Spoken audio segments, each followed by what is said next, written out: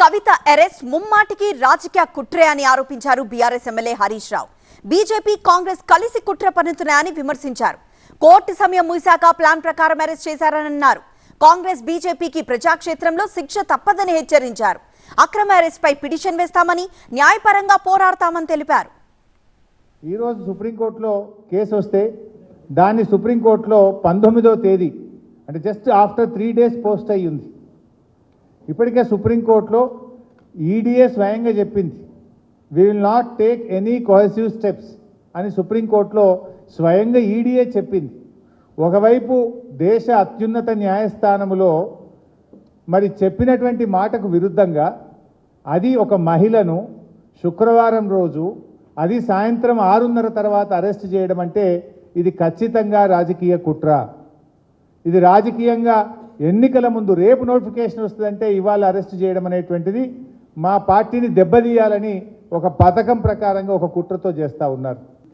ఒకవైపు మా ఎమ్మెల్యేలను కొనుగోలు చేసే ప్రయత్నం కూడా ఇదే బీజేపీ నాయకులు చేసిన విషయం కూడా మనందరికీ తెలుసు.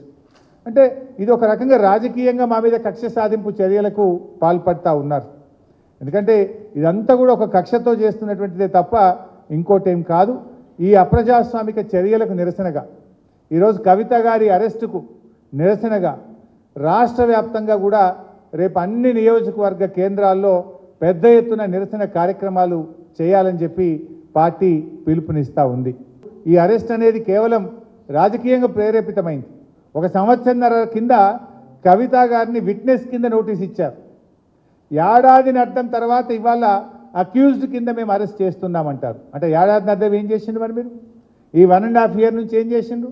రేపు పార్లమెంట్ ఎన్నికల నోటిఫికేషన్ వస్తే ఇవాళ అరెస్ట్ చేయడం అనేటువంటిది ఇది పూర్తిగా రాజకీయ దురుద్దేశంతో ఒక కుట్రతో చేసినటువంటిదే తప్ప ఇంకోటేమీ కాదు.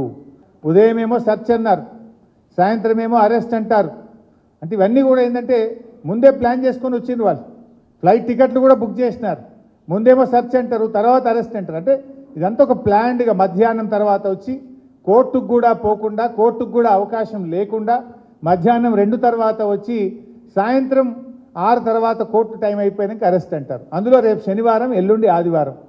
ఇదంతా ఒక రాజకీయ దురుద్దేశంతో రేపు ఎలక్షన్ నోటిఫికేషన్ వస్తే ఇవాళ మా పార్టీ క్యాడర్ను, మా నాయకుడిని డిమోరలైజ్ చేసే ఉద్దేశంతో ఒక పథకం ప్రకారంగా చేస్తూ ఉన్నారు.